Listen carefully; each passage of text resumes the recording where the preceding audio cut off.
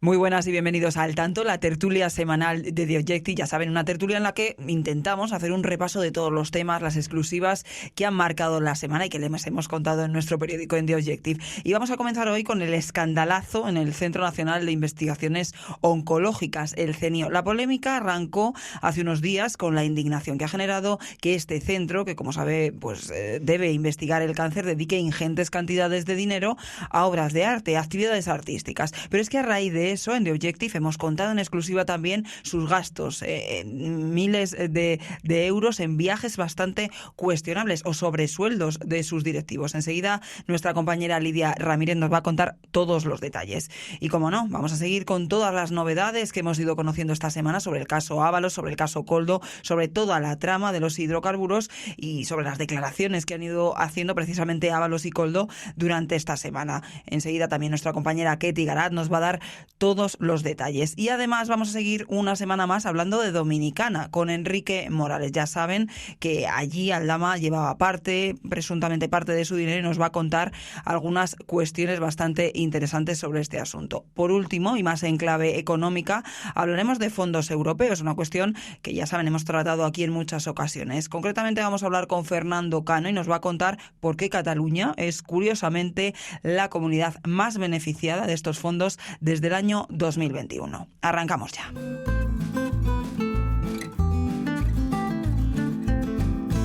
Y arrancamos esta semana saludando a Lidia Ramírez. Lidia, ¿qué tal? Muy buenas. Hola, ¿qué tal, Rocío? Encantada de tenerte aquí, que hacía además unas semanitas que no nos veíamos. Que no pasaba por aquí, sí, que no nos veíamos aquí, porque ya saben ustedes que nos vemos todos los días en redacción. Vamos a hablar del escándalo en el CENIO, en este Centro Nacional de Investigaciones Oncológicas. Todo arrancó, digamos, esta polémica por esos gastos, esas ingentes cantidades de parte de su presupuesto, bastante cuestionables, en obras de arte, en cuestiones que no están directamente relacionadas con el fondo, ¿no?, de su actividad. Pero es que a raíz de eso, pues en The Objective, ya saben, pues siempre vamos rascando. Y nuestra compañera Lidia Ramírez ha sido una de las periodistas que en exclusiva han contado en nuestro periódico muchas más cuestiones, pues también algo sorprendentes de este centro, como los sobresueldos, unos sobresueldos, cuéntanos, muy elevados y que dejan en evidencia una situación algo sorprendente de este centro. Sí, a ver, toda la información que estamos teniendo sobre este asunto es tremendamente vergonzosa, ¿no? y escandalosa. Esta semana hablábamos de unos sobresueldos en concepto de regalías de más de 1 millón de euros que sobre todo eran distribuidos entre la cúpula del CENIO. Para que no entienda, no sepa qué son las regalías, ¿vale? Porque es un concepto que en España todavía no tiene desarrollo reglamentario. Digamos que son como los beneficios que se distribuyen entre el personal investigador por su participación en las diferentes innovaciones del centro, ¿vale? Entonces la cuestión es que en España, como digo, las regalías no tienen un desarrollo reglamentario. Entonces, bien, pues el CENIO, ante esta situación, en 2014 creó su propia normativa, ¿vale? Su propio reglamento. Régimen interno, ¿no? Digamos, para estas cuestiones. Su propio régimen interno para el reparto de regalías. Ese reparto se realizó entre 2014 y 2020. En total fueron repartidos 1 millón de euros, y lo que contamos en The Objective, donde ponemos el foco en The Objective esta semana, es que de ese 1 millón de euros, 700.000, o sea, más de la mitad, se lo repartieron entre 3 personas. ¿Vale? ¿Quiénes son esas personas? María Blasco, la directora del centro, el vicedirector, Óscar Fernández, y un jefe de unidad. El resto, 500.000 euros, pues fueron repartidos entre el resto de los investigadores que también formaron parte de esas investigaciones.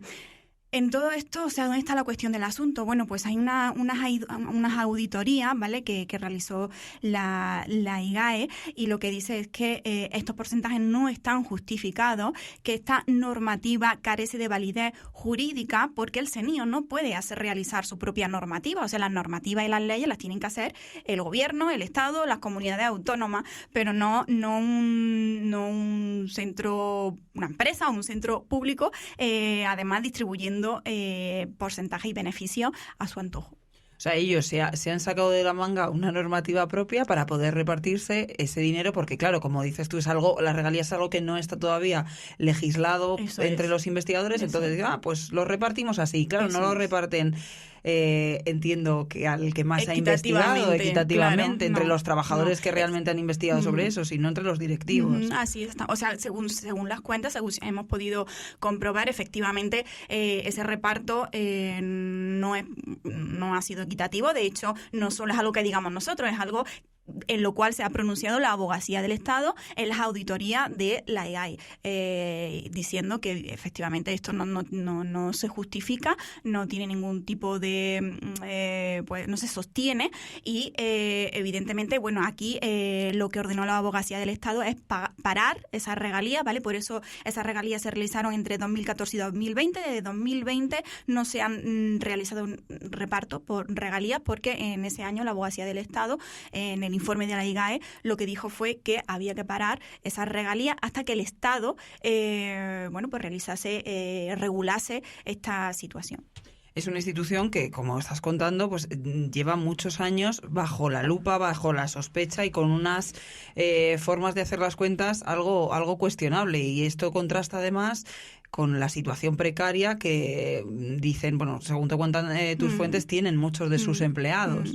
Así es. A ver, el personal con el que hemos podido hablar del centro lo que denuncian, bueno, es una situación bastante precaria, ¿no? Una falta de recursos tremendas y los recursos necesarios para poder trabajar. Falta mucho material, pero sobre todo ellos lo que denuncian es la falta de microscopios confocales, que son unos instrumentos de uso diario para ellos, y quedarse sin esos instrumentos como quedarse ciego ante el cáncer, porque no pueden seguir investigando y no pueden seguir trabajando. Hay que tener en cuenta, además, Rocío, que el CENIO es el mayor centro de investigación del cáncer de España, o sea, donde se realizan investigaciones importantísimas con investigadores con una cualificación, por supuesto, tremenda, y que los dejemos sin esos recursos lo estamos atando de pie y mano para la lucha contra el cáncer. Y quizá por eso, precisamente, Lidia, como has contado durante estos días, afecta y enfada mucho más. Enfada por precisamente a lo que se debería dedicar este centro y no se está dedicando, o al menos no se está dedicando todo lo que debiera, o no está dedicando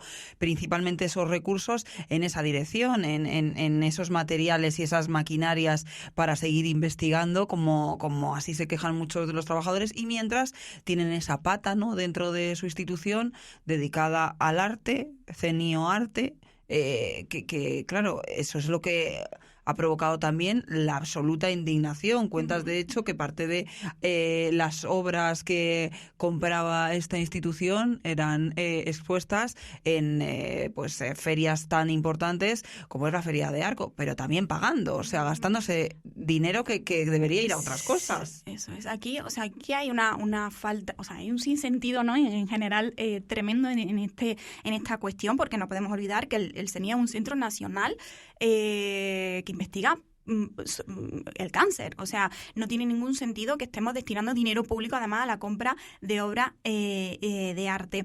Como hemos publicado, entre 2018 y 2023 se destinó más de 3 millones de euros en actividades artísticas, compra de obras de arte, exposiciones, stand en Arco, viajes por el mundo. Ya contamos cómo habían viajado a Mozambique, a Oslo, a Washington. O sea, esto en un contexto además en el que tenemos que tener en cuenta que ahora mismo el CENIO es deficitario, tiene un déficit de 4 millones de euros, pero parece que no hay dinero para la compra de material para que los investigadores puedan seguir trabajando, pero por otra parte sí hay dinero para la compra de obras de arte. O sea, es un escándalo tremendo.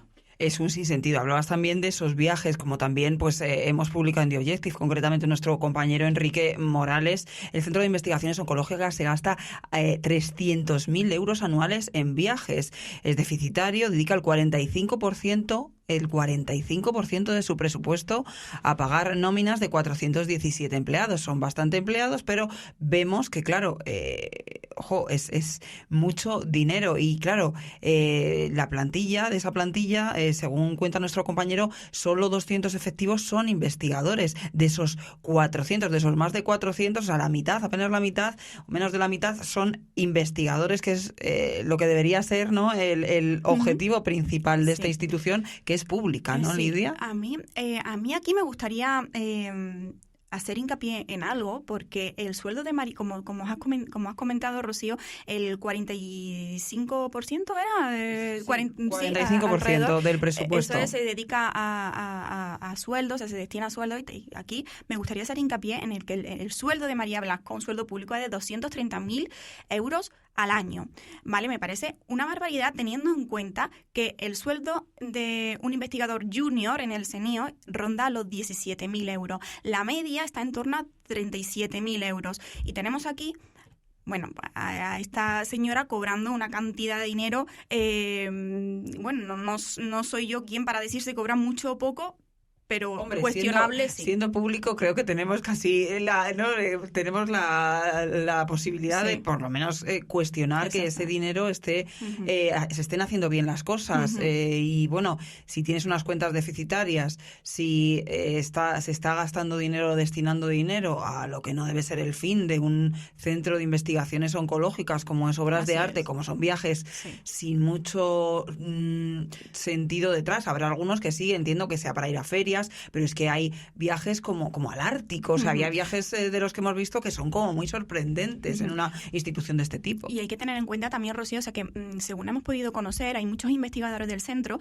que están yéndose del centro, del CNIO, que es el mayor centro, insisto, nacional contra el cáncer, a otros centros más pequeñitos que incluso tienen menos recursos económicos, pero que están mejor dotados materialmente para poder trabajar, porque allí sí pueden trabajar, sí tienen el material, exactamente, sí tienen el material necesario. Entonces, es algo sorprendente, ¿no?, que en un centro nacional público, el mayor centro nacional de investigación contra el cáncer en España, pasen estas cosas.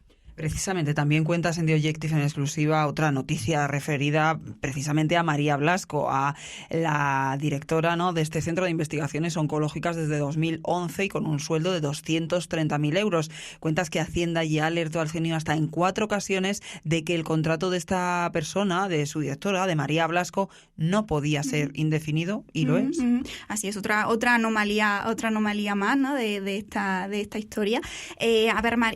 María Blasco lleva como directora científica del centro desde 2011. En 4 informes consecutivos, la IGAE alertaba que el contrato de María Blasco es indefinido, algo que va en contra de los estatutos del centro. Los estatutos del centro lo que indican es que los altos cargos, los cargos directivos, no pueden ser indefinidos, sino que tienen que ser renovados cada 5 años. O sea, cada 5 años el patronato del centro pues debe evaluar si la gestión ha sido correcta o no, y de forma consensuada con las dos partes, si se quiere continuar o no se quiere continuar con ese contrato. En este caso, pues otra anomalía más, María Blasco tiene su contrato indefinido y, como digo, 4 veces consecutivas el IGAE ha advertido al CNIO de que esto no puede ser así, que es una anomalía, pero hasta el momento pues el contrato de María Blasco sigue indefinido. Y sigue ganando esos 230.000 euros anuales, que hagan ustedes el cálculo desde 2011, pues la cantidad de aparatos necesarios que se podrían haber comprado.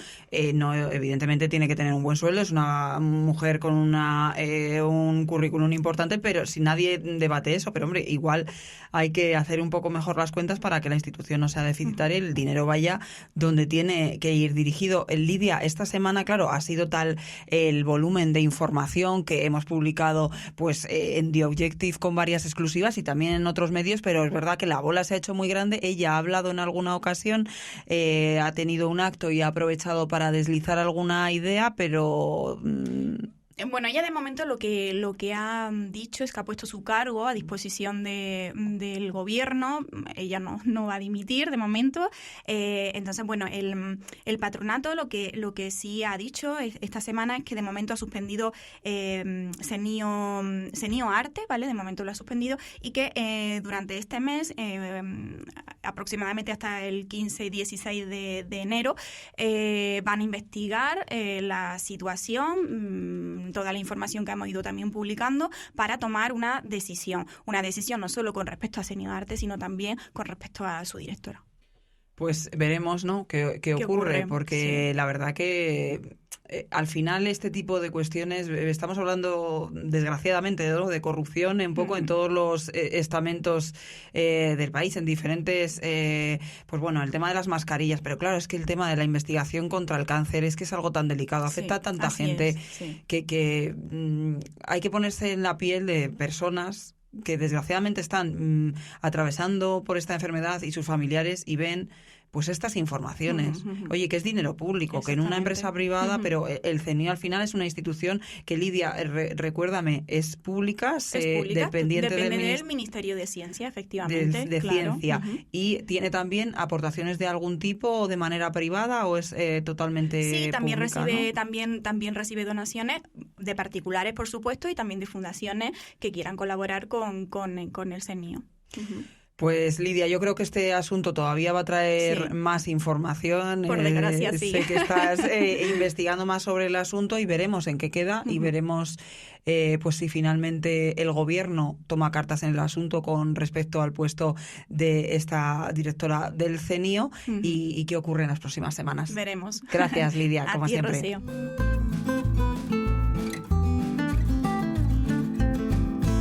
Ketty Garat, ¿qué tal? Muy buenas. Muy buenas, ¿qué tal, Rocío? ¿Cómo estamos? Pues muy bien, aquí de pre-Navidad. Una pre-Navidad, claro, ya estamos todos pensando en los turrones, pero... Bueno, todavía estamos pensando en Aldama, pero, estamos a medio camino entre Aldama y el turrón. Y todos también, igual, no saben dónde se van a comer el turrón, no sabemos. O el turrón de Aldama.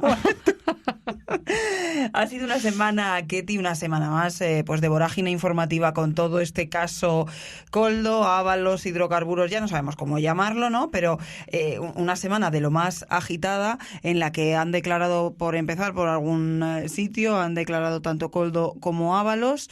De esas declaraciones, por lo menos se deja entrever, ¿no?, que hay cierto pacto, cierto acuerdo entre ellos, o por lo menos que han hablado un poco para ponerse de acuerdo. No sé cómo lo has visto.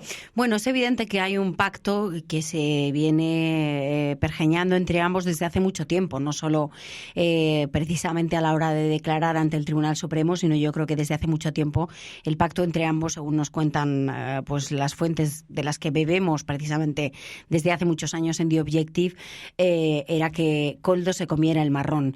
A mí me interesa mucho más que el pacto Ábalos-Koldo, el pacto Ábalos Sánchez o el pacto Ábalos-PSOE, el pacto Ábalos-Gobierno. ¿Por qué? Bueno, pues porque básicamente lo que estamos viendo aquí es un cambio, un giro de guión. De actitud totalmente, ¿no? Absolutamente. El Partido Socialista. Y por parte del Gobierno, que hace, bueno, pues en el mes de febrero de 2024, no un año, pero casi, básicamente le expulsan del grupo parlamentario socialista, le dan un ultimátum de 24 horas para que entregue el acta, abanderan la bandera de la corrupción, valga la redundancia, básicamente deslizando la sombra de sospecha de corrupción sobre José Luis Ábalos, y ahora abiertamente, y hemos vivido varias copas navideñas de Moncloa y de los partidos políticos en los últimos días o en la última semana, en la copa navideña en Moncloa hemos visto a varios miembros del Gobierno y del Partido Socialista defender ahora que de momento no hay nada ilegal por parte de Ábalos, que bueno, que si se demuestra su inocencia podrá ser reincorporado en el partido. Es decir,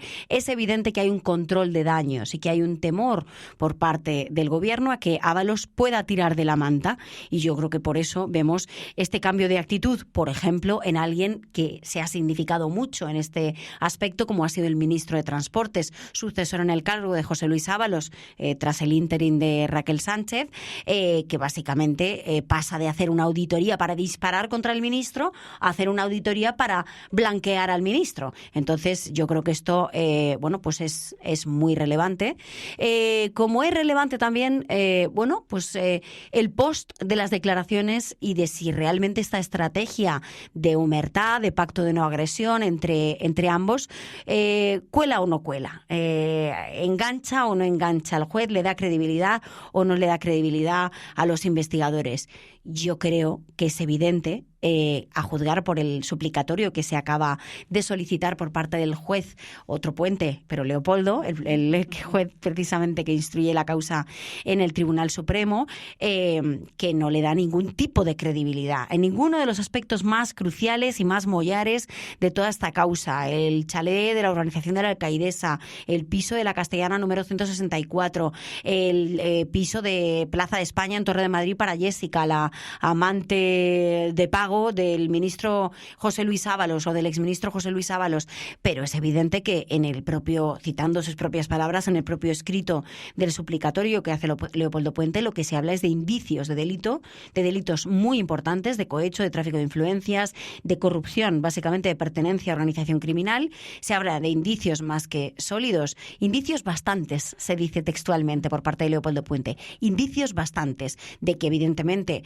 esos 3 inmuebles no eran lo que dicen ser, un alquiler con opción a compra. De hecho, el juez en ambos interrogatorios ha sido muy insistente en las preguntas reiteradas precisamente a Ábalos y a Koldo en relación a por qué ustedes se mandan mensajes, correos electrónicos, los publicados y adelantados por aquí, por The Objective, pues con anuncios de Idealista, de casas en venta, entre las cuales figuraba precisamente el chalet de la urbanización de la Alcaidesa, cuando en realidad luego lo que hacen es una operativa de una operación de alquiler con opción a compra, ¿no? Esto no tiene sentido porque se realiza. Bueno, es evidente, como nos contó Carmen Pano precisamente en las 2 entrevistas que ha coincidido en esta casa, en este periódico, que esto era un regalo encubierto. Eso es lo que sospecha el juez, eso es lo que tiene prácticamente acreditado los investigadores de la UCO, y yo creo que eso es lo que poco a poco se va abriendo paso. Es muy, pero que muy relevante el suplicatorio, el tenor del suplicatorio de Leopoldo Puente en referencia a esas 2 declaraciones, a la declaración de Ábalos y de Koldo García Izaguirre, que básicamente no han convencido en absoluto al juez.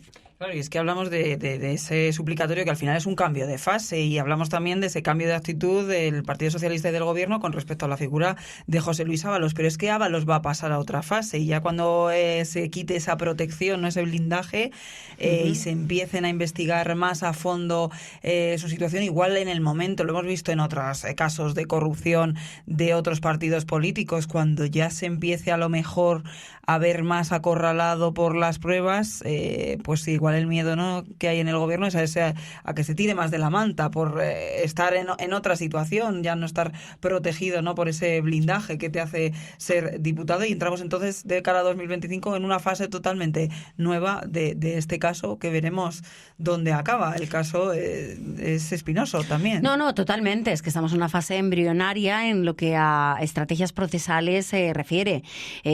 Como lo estamos también en la de Aldama. Es evidente que Aldama no va a dar un giro de timón ahora mismo a su estrategia. Su estrategia es el goteo, es la dosificación, y va a continuar con ella. Irá aportando más pruebas, irá desvelando y filtrando a los medios de comunicación más mensajes, más fotografías, más WhatsApps, pero es evidente que los que sí pueden cambiar son José Luis Ábalos y Koldo García Izaguirre.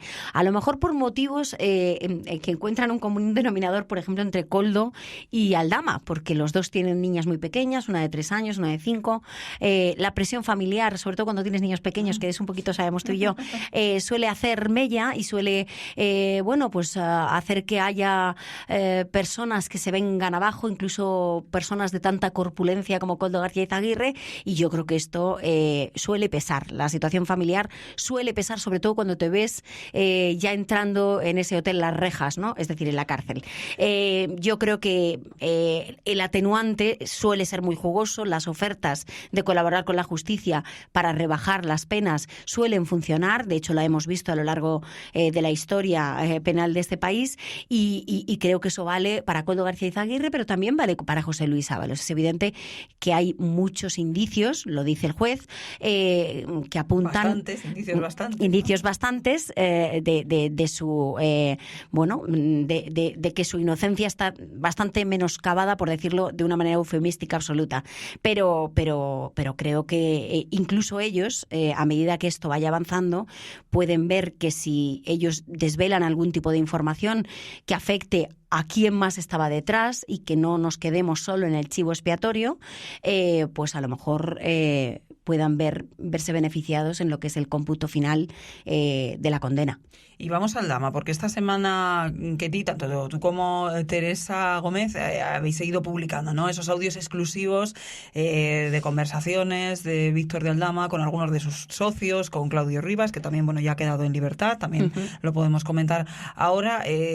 Unos audios que ya cada vez van dejando entrever un poco esa actitud de cada vez más enfado de de Víctor de Aldama con la situación y también, pues bueno, con sus socios, con los que él reconoce como socios. Se ve ese cierto hastío, ¿no?, en esos audios de Víctor de Aldama. Sí, Teresa y yo venimos trabajando mucho en la trama gorda, que es básicamente la trama de los hidrocarburos.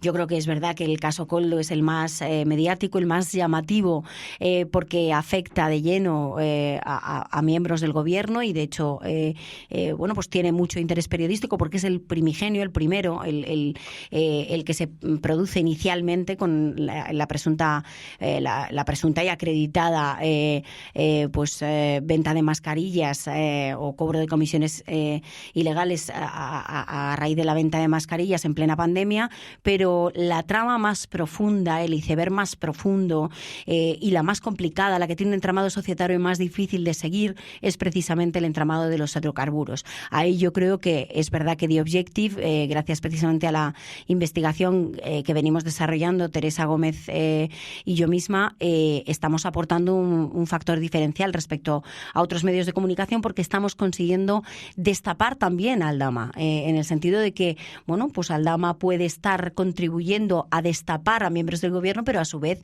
no deja de ser un presunto delincuente, un comisionista, pero no solo un comisionista, sino alguien que en la trama de los hidrocarburos ya no era un comisionista como en el caso Koldo, sino que era un cerebro inductor. ¿Inductor gracias a quién? A Claudio Rivas. Él conoce a Claudio Rivas en 2020, a partir de ahí empiezan a diseñar toda la arquitectura del entramado de los hidrocarburos, un sector que Claudio Rivas conoce muy bien, en el que es un experto que no conocía Víctor de Aldama, pero Víctor de Aldama es un excelente infiltrador en espacios humanos. Es capaz, tiene una gran capacidad, sí, tiene una gran capacidad de infiltrarse en diferentes tipos de ámbitos, ¿no?, y de esferas humanas, ya sea un ministerio, ya sea un régimen como el régimen de Maduro, ya sea pues un entramado societario de los hidrocarburos. Y gracias a sus contactos precisamente en el Ministerio de Transportes, con Koldo García Izaguirre, con José Luis Ábalos, forman el tándem perfecto. Claudio Rivas, Víctor de Aldama consiguen una licencia de operadora de hidrocarburos, lo consiguen tarde, pero pretendían conseguir 2 más, y en este contexto básicamente lo que mostramos no solo es ingente documentación que permiten señalar directamente a Víctor de Aldama como uno de los cerebros, como uno de los inductores precisamente en esa trama de hidrocarburos, mostramos cómo se diseña y cómo se ejecuta, cómo se realiza finalmente el entramado de la ramificación portuguesa, gracias nada más y nada menos que al hijo del presidente de Portugal. Mostramos todos los WhatsApp en los cuales se ve como los 4 mosqueteros que habían operado en el caso Koldo, en el caso de las mascarillas, se sirve de ellos también para abrir determinadas sociedades en Portugal, sociedades pantallas a través de las cuales se podía pues realizar todas las labores de compraventa del IVA y beneficiarse del jugoso 21% sin necesidad de declararlo. Y mostramos también unos audios que son muy reveladores. Hemos empezado por los de Claudio Rivas, en conversaciones con otros socios del entramado y con otros colaboradores, y hemos seguido por los de Víctor de Aldama, en los cuales yo creo que desde el punto de vista periodístico son muy reveladores porque muestran una cara hasta ahora desconocida. Ya no vemos al Aldama templado, no vemos al Aldama sereno, tranquilo, templado, que hemos podido visualizar en las declaraciones judiciales, en las que él ha salido airoso, en las que de manera muy tranquila ha hablado sin ningún tipo de tabús ni de pelos en la lengua sobre el cobro de comisiones ilegales en los contratos de adjudicación de obra pública, o que ha hablado sobre Jessica, la amante del ministro, o cómo se pagaba su piso. De repente vemos a un Víctor de Aldama desquiciado, nervioso, fuera de sí. ¿Y fuera de sí por qué? Porque hay terceros empresarios en el entramado de los hidrocarburos que se quejan precisamente de que les están dejando fuera, que les están engañando, que tienen deudas, que les llevan un año sin pagar, y entonces vemos pues esa cara, yo creo que muy, muy reveladora, que hasta ahora somos el único medio que hemos conseguido mostrar.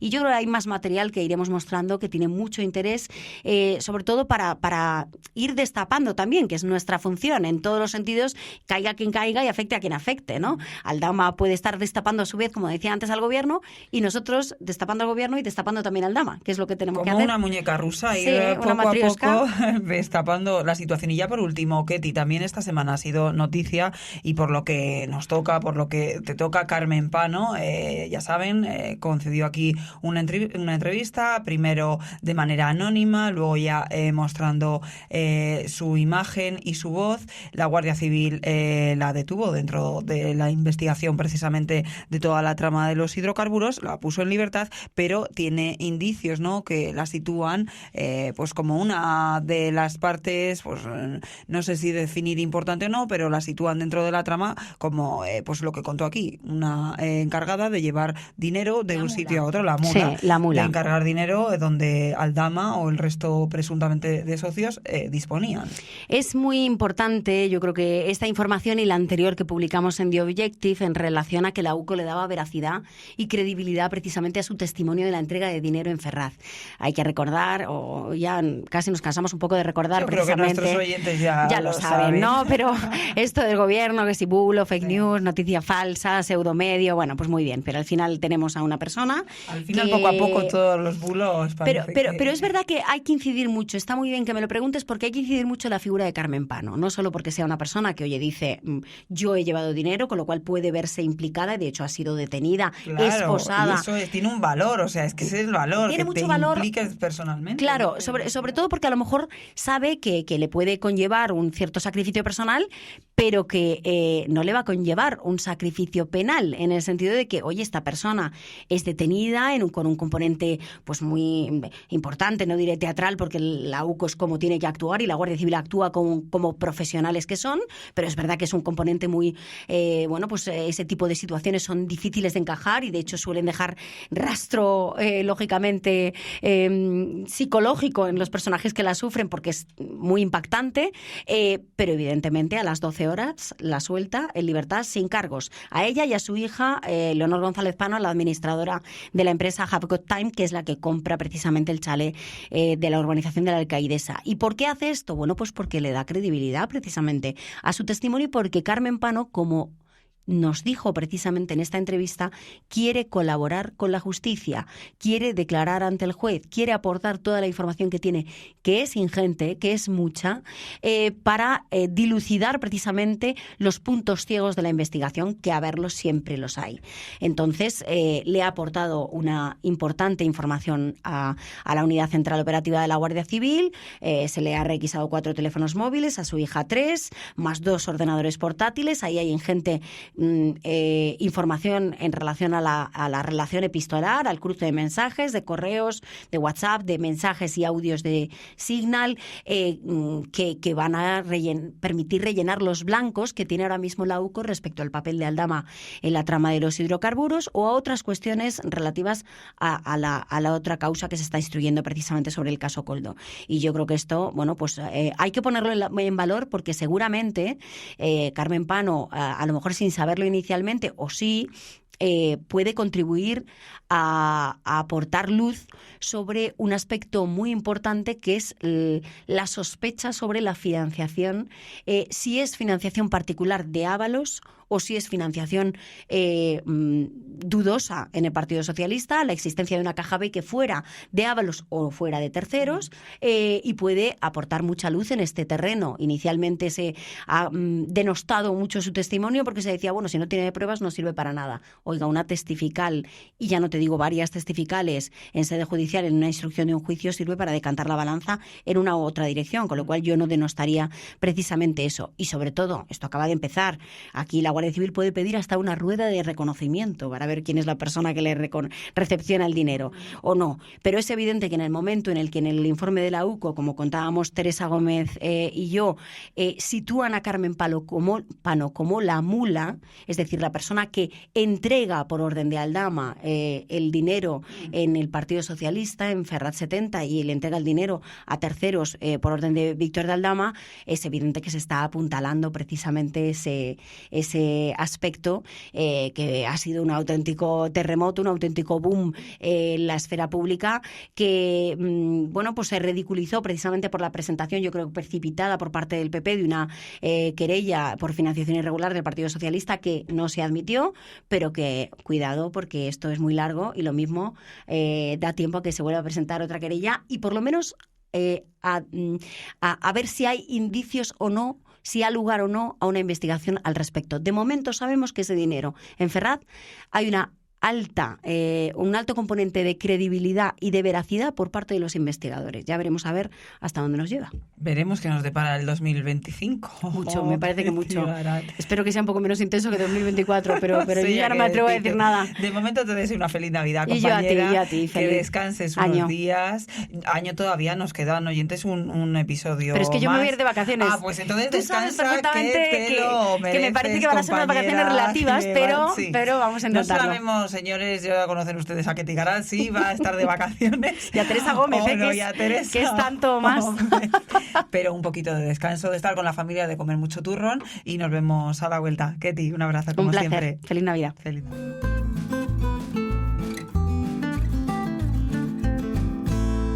Pues Enrique Morales, ¿qué tal? Muy buenas. Muy buenas. Muy buenas otra vez, por tercera semana consecutiva, yo creo. Muchas gracias, Rocío. Para hablar de Dominicana, porque es que hay mucho que contar de allí. Me voy a tener que ir ahí. Vamos a tener que irnos de vacaciones allí, porque por lo menos a intentar investigar un poco más, porque a la Guardia Civil que está investigando por allí, a las unidades desplazadas que están investigando todas estas cuestiones de la trama, Koldo, Ábalos, Aldama, todo el dinero que se ha movido en la zona de Dominicana, les está costando un poquito, ¿no? Encontrar atar cabos. Sí, efectivamente, nuestras compañeras Ketty y Teresa destacaron que la Guardia Civil se estaba encontrando con dificultades para acceder a las cuentas bancarias de la trama Koldo, Ábalos, Aldama, lo que tienen montado en Dominicana. Ahí el problema es que, que tienes que tocar la puerta que tienes que tocar. Entonces, posteriormente, el compañero Tadeo y yo sacamos una información que daba a entender, que constataba que la Guardia Civil estaba tocando las puertas equivocadas, ¿no? Claro, algo que contáis que exactamente es lo que está sorprendiendo, ¿no? Que le está costando a la unidad operativa, la UCO, encontrar, llegar a esa información, pero que otras veces sí lo ha hecho con efectividad, como en el caso Rubiales, ¿no? Efectivamente, lo que sorprende es que la UCO, que lleva desplazada allí por lo menos 20 días, unas fuentes nos dicen que lleva desde principio de mes y otra que llegó a finales de noviembre, no ha conseguido de momento todo lo que buscaba. Imagínate, Rocío, que allí hay 14 empresas acreditadas, entre marcas y tal, muchísimos vínculos. Hay viviendas, inmuebles y tal. Y entonces, pues ellos reconocen que no están consiguiendo nada.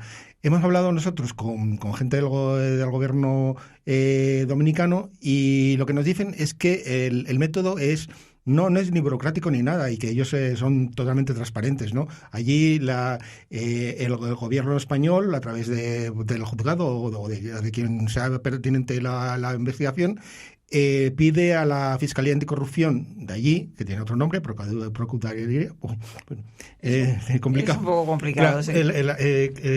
Anticorrupción de allí, pues solicita al supervisor bancario de la República Dominicana que dé la información pertinente. Entonces el trámite es fácil. Lo que no puede hacer la UCO, que parece que es lo que está haciendo, es dirigirse a los bancos, que son entidades privadas y que te van a decir, oye, nosotros, está bien, tenéis una autoridad en vuestro país, pero nosotros no podemos facilitar datos de personas. Claro. Tenéis que llevar los trámites correctos, ¿no? Para llegar a esto. No es que no te vaya a dar la información, pero como dices, se tienen que tocar las puertas correctas. Cuentas en la información que vamos a por situar, aunque nuestros oyentes y lectores saben precisamente por qué hablamos, ¿no? De Dominicana, pero se da la circunstancia que este país caribeño es clave, ¿no? Para esta trama corrupta liderada pues por Víctor de Aldama y que ha salpicado ya una docena de ministros y altos cargos de Pedro Sánchez, como contáis en las informaciones. En República Dominicana y a través de diversos testaferros dominicanos, españoles, italianos, estadounidenses, también venezolanos, precisamente se estudia o se investiga, ¿no? Que esta trama, se sospecha, se blanqueaba el dinero de las comisiones obtenidas pues por contratos adjudicados en nuestro país, de mascarillas de diferentes tipos, fundamentalmente durante la pandemia, y se sospecha que se blanqueaba en esa zona. Recuerdo la semana pasada un oyente dominicano al que mandamos un un saludo, también nos hablaba precisamente de eso. Oye, cuidado, es muy fácil abrir una empresa, es fácil, relativamente fácil, poco costoso abrir un negocio, algo que es un dato positivo, ¿no? En los países que funcionan de esta manera hacen que tengan una economía pues mucho más dinámica. Eso es algo que no se cuestiona. Lo que sí que es más complicado es abrir una cuenta. No es como otro no es por eso no se considera un paraíso fiscal, tipo Suiza, Luxemburgo, que a lo mejor tienen más opacidad en estas cuentas. Pero claro, los investigadores de la UCO tienen que saber, ¿no?, dónde pedir y dónde investigar para poder cruzar esos datos. Efectivamente, yo lo que creo, a lo mejor me equivoco, pero no van a encontrar tantas cuentas como las que tiene Begoña Gómez, ¿no? Es complicado abrir una cuenta, allí es fácil comprar un inmueble, comprar un terreno, es una forma de, digamos, de desviar el dinero. Lo que se sabe es que a Dominicana, a través de empresas españolas, empresas radicadas en Portugal y en otros lugares, llegaba dinero y ahí digamos que lo blanqueaban, luego posiblemente lo movían a Delaware o lo movían incluso a China, porque esta trama corrupta que es es internacional, tiene negocios en muchísimos países. Venezuela, para no olvidarnos de una parte importante de los negocios que tienen allí. Claro, y precisamente hablábamos hace unos minutos con Ketty Garat sobre esto, sobre la complejidad. Lo hemos hablado en más ocasiones en Al Tanto. Esa complejidad de la trama y de la investigación precisamente es por eso, es que son muchos países, también los vecinos portugueses en la trama de los hidrocarburos. Hay muchos países involucrados, la información va a ser difícil obtenerla porque en algunos países son más opacos y claro, pues al final lo que comentas es que pues probablemente o presuntamente el dinero se blanqueaba pues mediante compra de inmuebles, compra de apartamentos, resort, lujo, otro tipo de cosas que son más difícil de rastrear si además se hacen mediante testaferros. Claro. Curiosamente, cuando comentamos la semana pasada este tema, nos salió a colación el tema de los vuelos en Falcon, ¿no? Y los aterrizajes en zonas especialmente turísticas, ¿no? Todavía no se ha conseguido justificar todos esos viajes, ¿no? Pero bueno, sigue sorprendiendo y nosotros seguimos investigando la razón de esos vuelos tan numerosos al país caribeño, que además, sin tener ellos la culpa, se ha convertido en un foco de corrupción para empresarios españoles.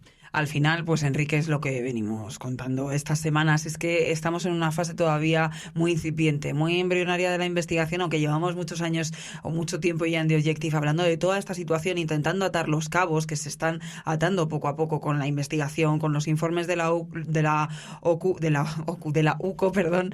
Es verdad que estamos en una fase muy inicial y 2025 sin duda va a ser clave para ver si la UCO consigue pues dar con lo que está buscando en Dominicana y en otros países y aquí en España y veremos qué nos deparan esas investigaciones. Te seguiremos leyendo porque seguro que sigue rascando y dando con muchas claves. Muchas gracias. Gracias, Enrique. Muchas gracias, Rocío. Gracias.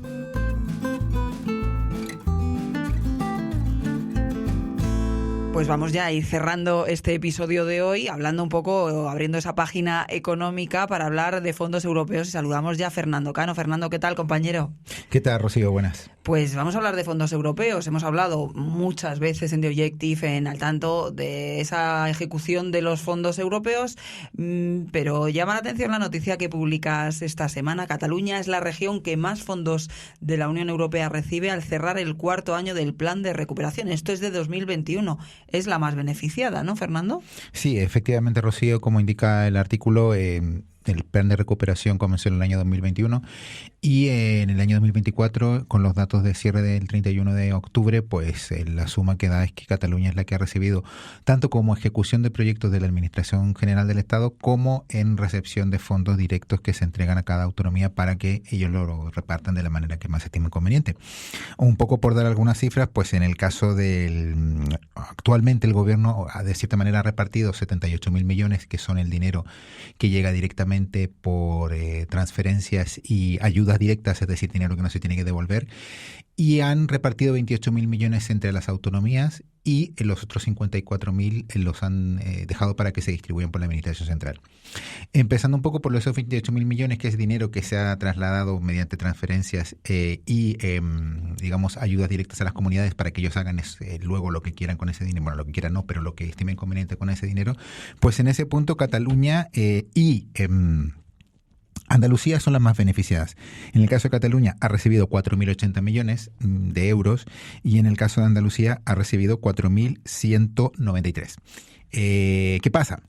Que ese dinero pues no ha sido del todo ejecutado, lógicamente como en todo el plan pues como venimos contando sí, siempre la ejecución pero no en este falla. caso la responsabilidad es de las autonomías. Entonces en este caso pues el dinero que han recibido pues paradójicamente, el que peor lo ha hecho ha sido Cataluña, y en concreto la Generalitat de Cataluña, con una tasa de resolución de apenas el 45%. Para que nos hagamos un ejemplo, pues la tasa de resolución de Madrid es del 69%, y otras comunidades como la Comunidad Valenciana pues tienen una tasa de resolución de casi el 80%. ¿Esto qué significa? Pues que el del dinero que han recibido, que ya junto con Andalucía son los que más reciben, pues ha tenido una ejecución bastante pobre, es decir, el dinero que ha recibido la Generalitat de Cataluña pues no lo han distribuido. Y luego tenemos la segunda parte, que lo que quedamos al principio, que es el dinero o las licitaciones que el Estado ya ha ejecutado en las diferentes autonomías. Y en este caso, pues, con absoluta diferencia, el primero es Cataluña, que es la que recibe el mayor montante. En este caso está quedándose con unos 4.611 millones. Esto es, como te decía, son convocatorias que el Estado ha resuelto y que repercuten directamente en la autonomía catalana. En segundo lugar, pues se encuentra la Comunidad de Madrid con 4.432 millones. Y en tercer lugar, ya a mucha distancia, Andalucía, 3.243 millones. ¿Qué pasa? Y ya para ir concluyendo con esta batería de datos que entiendo que luego lo tendréis que escuchar ya en slow-mo. Si se suman las convocatorias realizadas por la Administración Central junto con los recursos asignados, Cataluña gana claramente con 8.691 millones, que es nada menos que el 15,2% de todo lo que ha recibido las diferentes autonomías. Ya a una distancia bastante más lejana tenemos a la Comunidad de Madrid con 7.667 millones. ¿Qué quiere decir esto? Pues que sumando y restando, pues Cataluña supera a Madrid, que es la segunda, por más de 1.000 millones. En el caso de Andalucía le supera por más de 1.200 millones. En el caso de la Comunidad Valenciana le supera por 3.000 millones. Y en el caso de Castilla y León, que es la cuarta en lisa, pues le supera por casi 4.000 millones. O sea, siendo la que más está recibiendo, es la que peor está, digamos, ejecutando esos fondos. Hemos hablado de las que más reciben, pero ¿y las que menos, las del otro lado de la tabla? Porque al final también todas las comunidades tienen sus necesidades. Vamos a ir por la parte de las menos afortunadas en este reparto. Bueno, en este caso, las comunidades menos afortunadas son las más pequeñas. Lo que pasa es que aquí tenemos que hacer una división. Realmente el cálculo tiene que ver un poco con el impacto del PIB y la población que tiene cada una. Como te decía, pues por un tema de tamaño, pues la que menos ha recibido ha sido Ceuta y Melilla, con 37 millones cada uno. En cuanto a ejecución, luego pues La Rioja con 212 millones, Cantabria 296, Baleares 422, Asturias 622, Navarra 726, Canarias 727 y Castilla-La Mancha 954, que son un poco las 10 que tienen menor nivel de ejecución. Si quieres ya nos vamos al lo que es reparto directo de dinero para que cada uno lo distribuya por su cuenta, y ya tenemos que, por ejemplo, pues nuevamente las islas tienen Extremadura 865 millones, por ejemplo, Castilla y León 1.729, Castilla-La Mancha 1.365, Galicia, que es una grande, 1.732, Aragón 1.080 millones, Islas Baleares, por ejemplo, 1.059. Pues en ese caso yo creo que el reparto ha sido un poco más equitativo, pero y se ha respetado en teoría un nivel de densidad de población y impacto tamaño, en el PIB. Impacto en el PIB. Lo que se produce el desbarajuste realmente es en las mayores, en las de arriba, porque ayer, en esta semana, también hemos conocido que se ha publicado la estadística del PIB nacional, en el cual Cataluña vuelve a quedar por debajo de la Comunidad de Madrid, bastante por debajo, ya le superan un punto. 20% de aportación al PIB tiene la Comunidad de Madrid y ya se queda en un 18 y poco por ciento la Cataluña, con lo cual en ese caso pues la justificación del PIB pues en el caso de los fondos europeos pues ha quedado un poco desajustada. Obsoleta, sí. Y bueno, también, también llama la atención que desde 2021 es la que más beneficio está teniendo, la que más fondos está recibiendo, eso debería notarse precisamente en que su PIB mejorase o que su situación económica, porque se supone que estos fondos eran, ¿no?, para mejorar un poco la atracción y la economía. El gobierno en sus constantes ruedas de prensa respecto de fondos europeos siempre dice y se jacta del impacto que tienen los fondos europeos en el PIB. De hecho, le atribuyen un porcentaje de crecimiento desde el 0,3% o del 0,4% dependiendo del año. Pero claro, como tú dices, pues eso en el caso de Cataluña pues no se ha visto para nada reflejado. Quizás porque ha sido muy reciente o porque se ha acelerado muy poco en los últimos meses, y también quizás por lo que decíamos, que en el caso de las inversiones que dependen directamente de la Generalitat de Cataluña, pues estas van bastante más retrasadas que el resto de las autonomías. A nivel general ya, Fernando, entramos en 2025, queda muy poquito ya para este 2024. Tú vienes haciendo muchas noticias sobre los niveles y los datos sobre la ejecución precisamente no cada año de estos fondos. Ya saben que hasta 2026, si no se vuelve a ampliar, tienen los países para ejecutar este dinero, esta gran cantidad de dinero que viene de la Unión Europea a causa de la crisis que generó el COVID-19, pero ¿cómo crees que va a cerrar España el año? Porque has dado cifras muchas veces de que la ejecución pues sigue bajísima en general.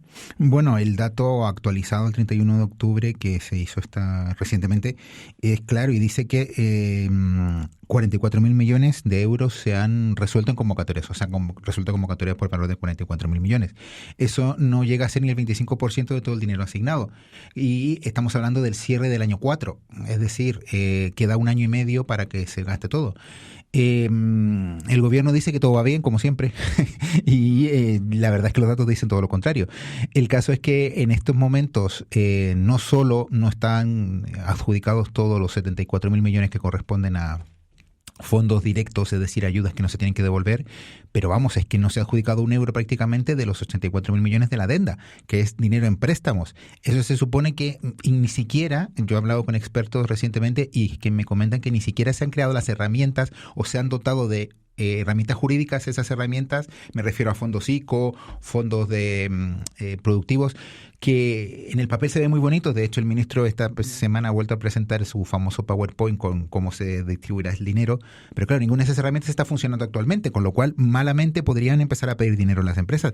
Y hay otra cosa que lo hemos comentado aquí muchas veces, no creo que haya demasiado interés en el mundo empresarial por pedirle un préstamo al Estado para coger ese dinero. Es decir, estamos hablando de dinero que se tendrá que devolver, con lo cual no tengo claro yo, y por muy baja que sean las condiciones y las tasas de interés que se apliquen a esos préstamos, haya realmente interés en el mercado por cogerlos. Si vemos que ni siquiera se ha llegado al 55%, creo que es el dato que da el gobierno, del dinero que ya está de cierta manera, entre comillas, repartido, que no entregado, poco esperanza hay en que la otra mitad del dinero se reparta en un año y medio. Es verdad que para la adenda hay más tiempo, pero tampoco veo yo que esto esté en marcha, que al final es lo que importa. En un contexto, además, hablabas de precisamente, bueno, pues sí, las facilidades, ¿no?, de intereses son muy buenas. Es verdad que venimos de un momento en el que los tipos estaban altos, pero es que vamos a un escenario de cara a 2025 que, según todo lo que se indica, el Banco Central Europeo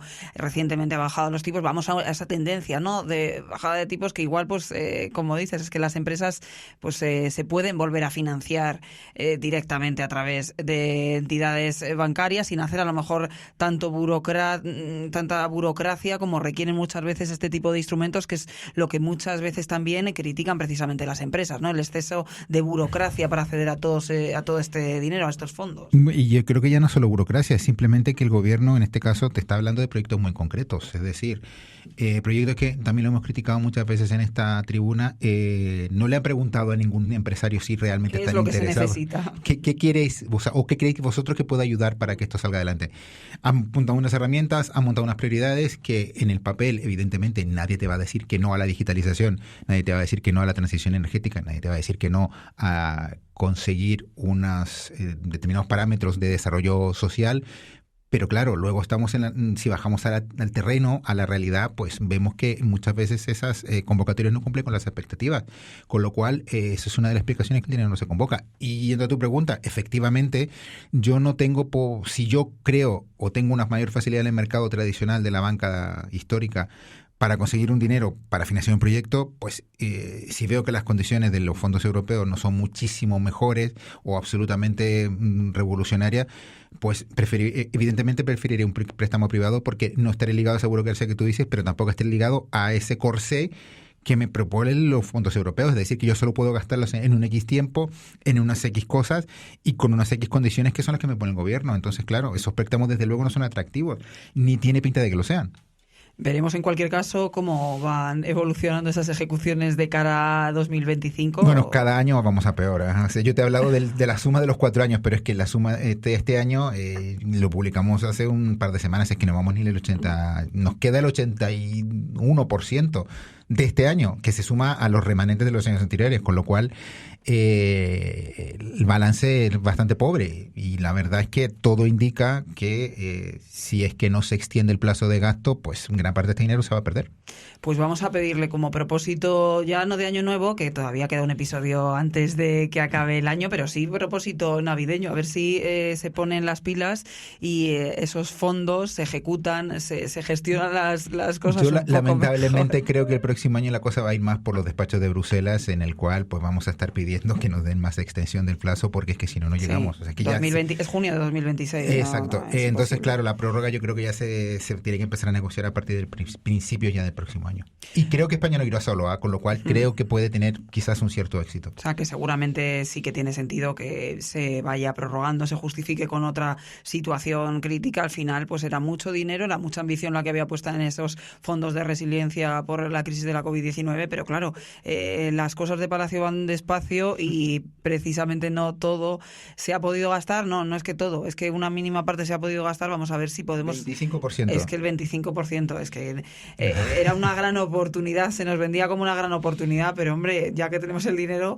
pues lo tendremos que aprovechar. Fernando, compañero, aprovecho para felicitarte la Navidad, que pases unos días estupendos. Y igualmente a ti y sobre todo a todos los oyentes del el podcast de The Objective y al tanto, pues, para muchos años más, ¿no? Esperemos.